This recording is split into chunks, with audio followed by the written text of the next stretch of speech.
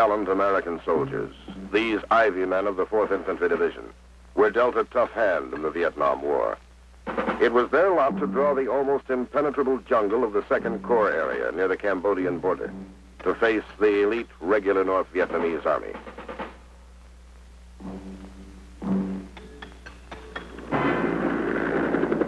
Assigned to a narrow corridor honeycombed with North Vietnamese units operating all the way from the Cambodian border to the coastal plain of South Vietnam, the courageous Ivy men carried the war to the enemy and faced him toe-to-toe for a slug-out that ended in triumph for the 4th Infantry Division and a greatly expanded area of influence for the 2nd Corps.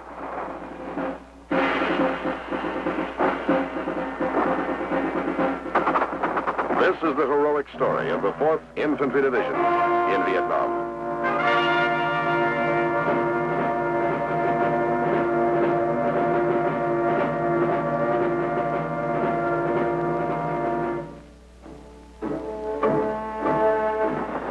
During 2 earlier wars, the 4th Division had built a solid tradition of courage and the capacity to overcome the enemy.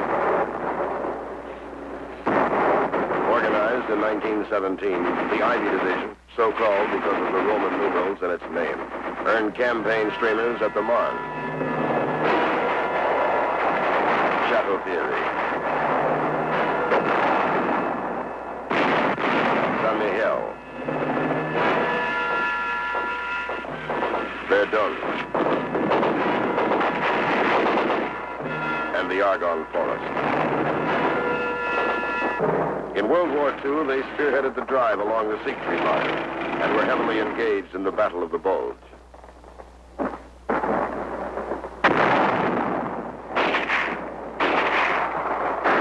They were the first to smash ashore on Utah Beach.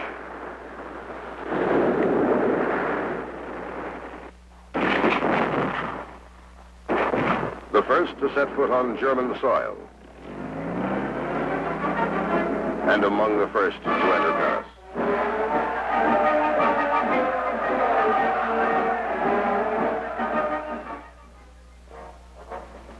And now the 4th Division was in action again, this time in Vietnam.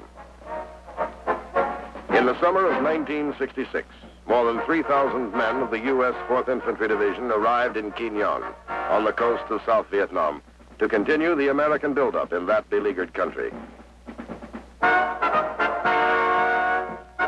As the advance contingent stepped ashore, they were welcomed by the Vietnamese and by their commander, General William C. Westmoreland.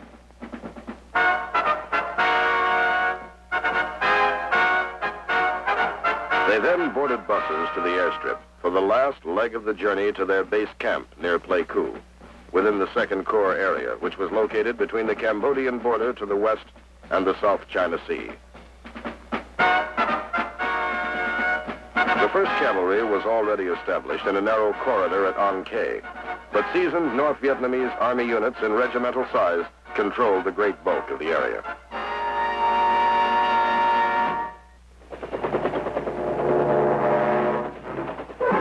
The Central Highlands, difficult terrain made up of jungle, mountains, and waterways with the highest incidence of malaria in Vietnam. This was the lot of the 4th Division.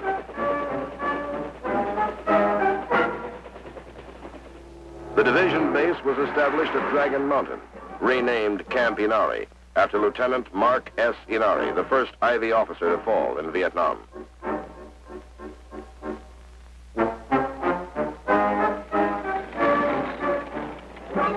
The rainy season was just beginning, and operations were severely hampered.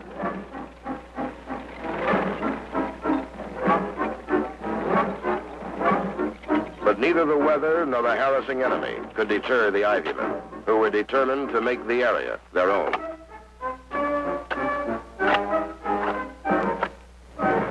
The engineers arrived with the division's advance party and quickly began to carve at the base of Dragon Mountain in what would soon become a city in the jungle.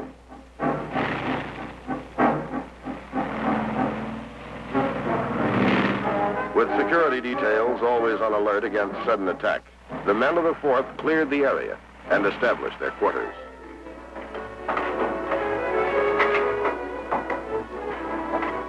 Mortar-proof bunkers and fortifications were built. Metal runways were set down for aircraft landing strips. And roads were slashed through the jungle to keep convoys rolling and troops on the move.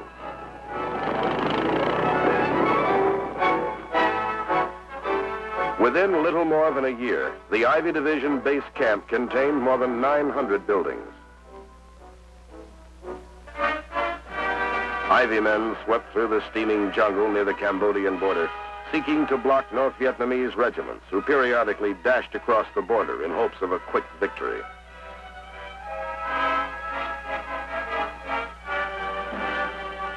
Often, small units of Ivy men would suddenly clash with overwhelming numbers of the enemy, who pounced with swift ferocity.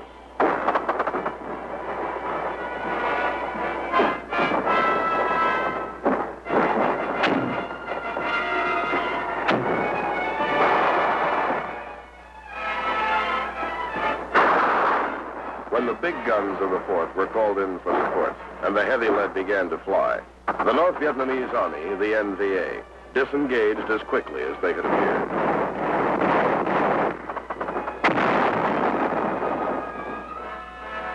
In that autumn and winter of '66, the enemy were often able to elude our pursuing fighters.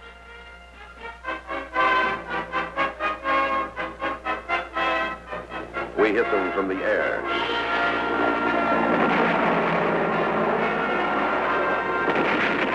But they were adept at camouflage and could only be flushed on the ground.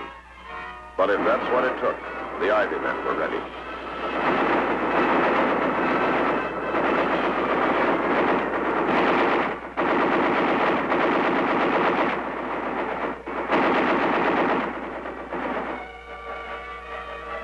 They embarked on a series of search and clear missions to locate the enemy and to rout him. The big mobile guns continued to do their share in dispersing the enemy.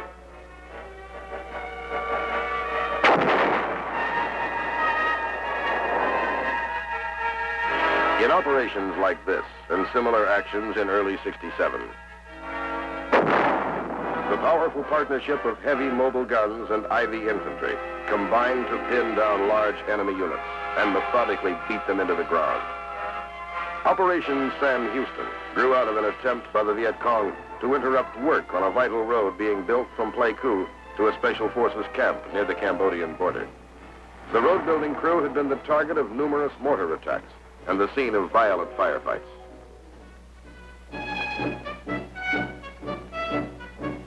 Despite intelligence reports of a large mass of NVA units, elements of the 4th Division moved through difficult terrain to meet the elusive enemy.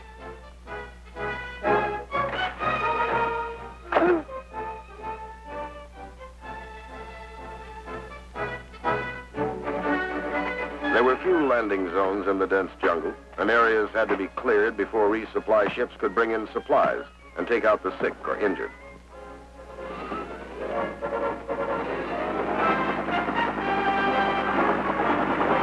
This was the only physical link with the outside.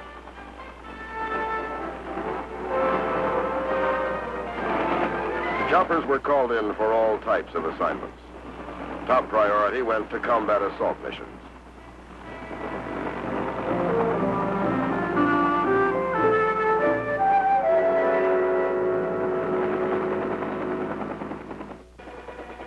To spot enemy concentrations under the umbrella of dense jungle foliage, light observation helicopters were used. Once they located the enemy, the light spotters called for their big brothers, the heavily armed Huey gunships. These choppers pack an impressive resource of firepower.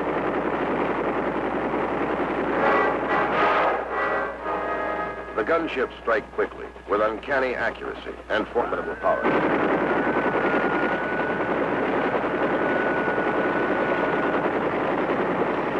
Their presence on the scene was welcomed by the ground troops below, who moved in quickly to exploit the gunship attack.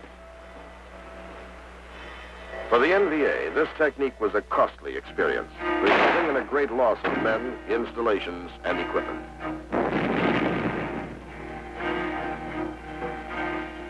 while their buddies hacked and beat their way through the thick jungle in the north. The 3rd Brigade of the 4th Division, working with the Vietnamese Army, was assigned to War Zone C along the southern waterways. In the winter of '67, this task force spearheaded the action in Operation Cedar Falls. Positioned along the southern sector of the Saigon River, a mechanized battalion of Ivy men was charged with a twofold mission: to engage in clear and hold operations along the river, and to block the escape route of fleeing Viet Cong.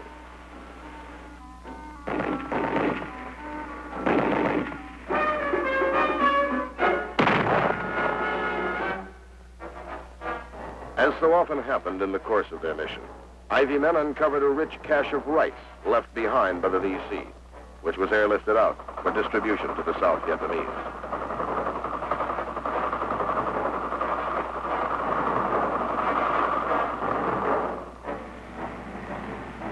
Hard on the heels of Operation Cedar Falls came Operation Gadsden, in which a battalion of Ivy men fought together with elements of the 25th Division. On one of their many sweeps deep in the jungle near Cambodia, they succeeded in taking a division-sized Viet Cong complex. At first, the Americans had met heavy resistance, but on the 2nd day, they moved in and found that overnight, the enemy had abandoned the area. The complex was there to be taken.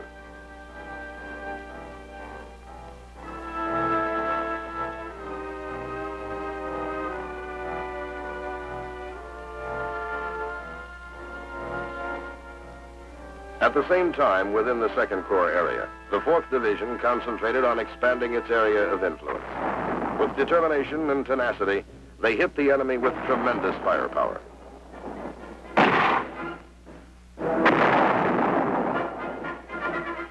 Then, all at once, short but brutal pitched battles.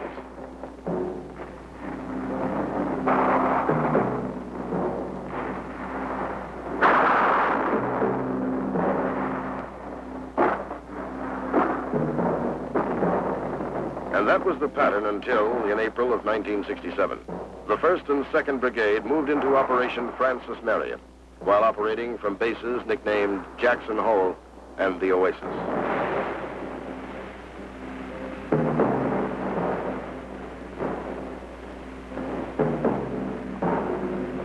The objective was to screen and guard the strategic border west of Pleiku. Throughout the extensive operation, units of the Fighting Fourth had clashed with the well-equipped North Vietnamese troops infiltrating into South Vietnam, moving men and equipment quickly into place to block enemy forces wherever they chose to cross the border.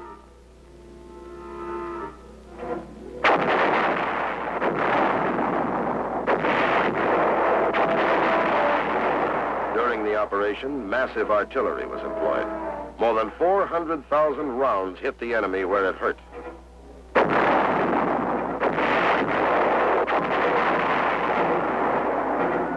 This devastating firepower was a major factor in quelling the enemy offensives and in demoralizing the NVA forces.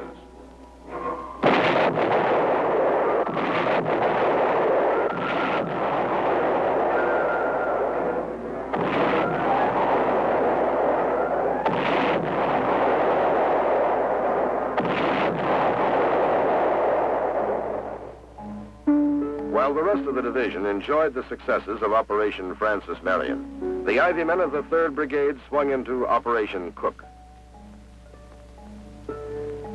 Convinced that most of the villages and hamlets in the area around Dak To were either Viet Cong or sympathetic to them, the 3rd Brigade undertook an intensive search operation.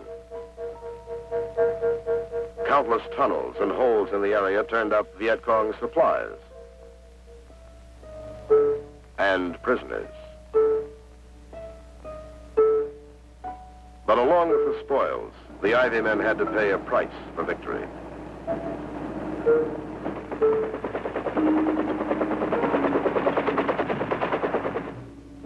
In the fall of '67, a North Vietnamese Army regiment moved into the Ia Drang Valley from the sanctuary of the Cambodian mountains to threaten the Special Forces camp at Plei Mae.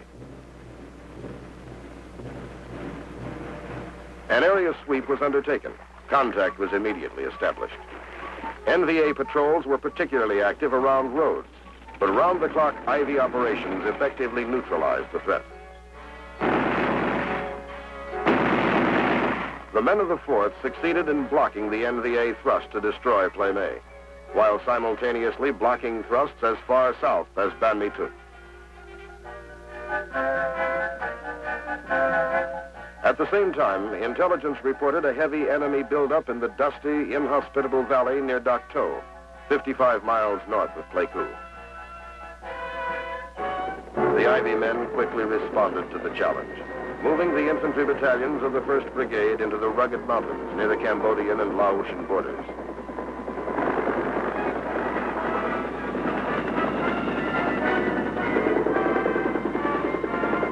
They found the enemy dug in along all major terrain features. True to their tradition of courage and daring, the men of the 4th worked their way up enemy-held hills.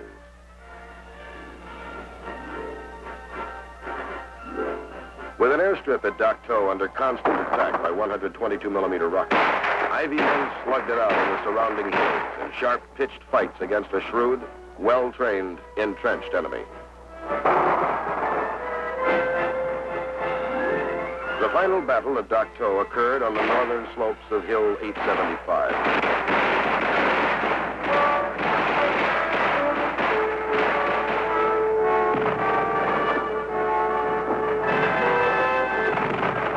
And on Thanksgiving Day, in the 5th and final day of the assault, they hit the hill continuously with airstrikes.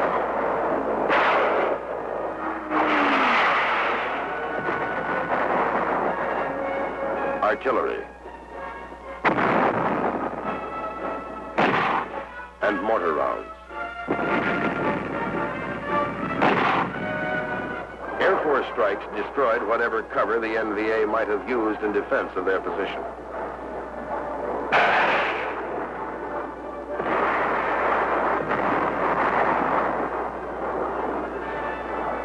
Against all odds, Ivy men air assaulted Hill 875, cutting off a vital supply and withdrawal route for the North Vietnamese. In doing so, the Fighting Fourth proved they could win a major confrontation with NVA regulars.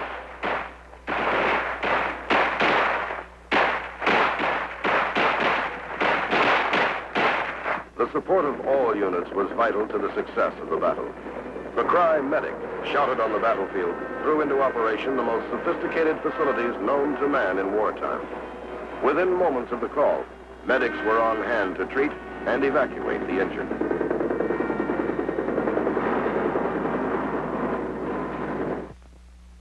During the Battle of Dak To, the Ivy men fought against 5 North Vietnamese regiments. This involved 3 U.S. brigades, supported by 17 batteries of artillery, resulting in more than 1,600 of the enemy killed in action.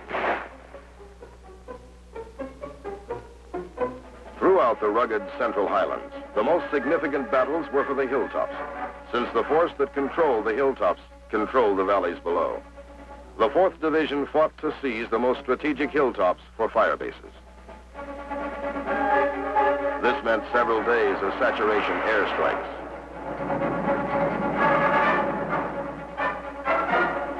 And artillery fire.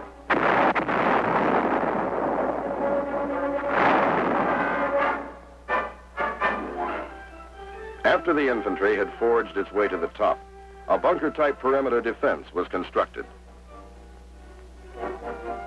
followed by a land-clearing operation.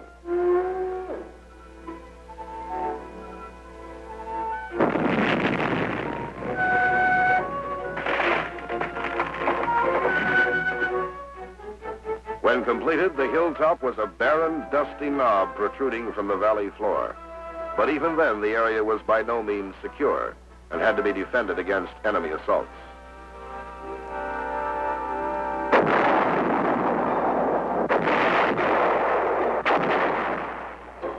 Combat patrols were sent to seek out and ambush the enemy.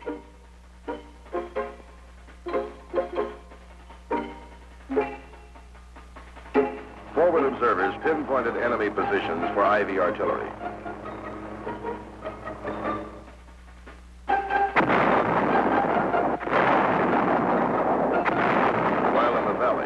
pursuit of the NVA continued. Contributing to the victory at Dak To were the big tanks and tracked vehicles of the division's armor. These rumbling